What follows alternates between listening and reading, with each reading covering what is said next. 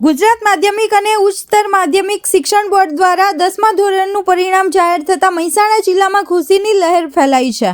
જિલ્લાનું કુલ પરિણામ 88.14% નોંધાયું છે, જે ગત વર્ષની સરખામણીએ વધુ સારું રહ્યું છે।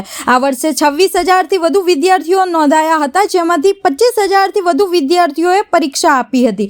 મહેસાણા તાલુકાના શ્રી સાર્વજનિક વિદ્યાલય આંબલિયાસણ સ્ટેશનનું પરિણામ 93.70% આવતા વિદ્યાર્થીઓ, વાલીઓ અને શિક્ષકો આનંદનો માહોલ જોવા મળ્યો છે। શાળાના આચાર્યએ સમગ્ર સ્ટાફ અને કેળવણી મંડળનો આભાર વ્યક્ત કર્યો છે।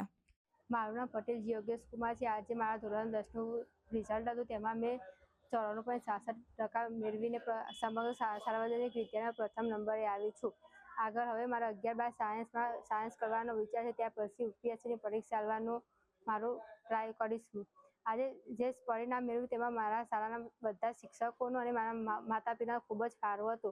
મારા શિક્ષકો અને મારા માતા પિતાએ મને ખૂબ જ સહકાર આપ્યો છે, તે બદલ હું સારું પરિણામ મેળવી શકીશ। આ બધા વિદ્યાર્થીઓને હું એવું કહેવા માગું છું કે ચિંતા કર્યા વગર, ટેન્શન લીધા વિના ભણવાથી સારું પરિણામ મેળવી શકાય છે।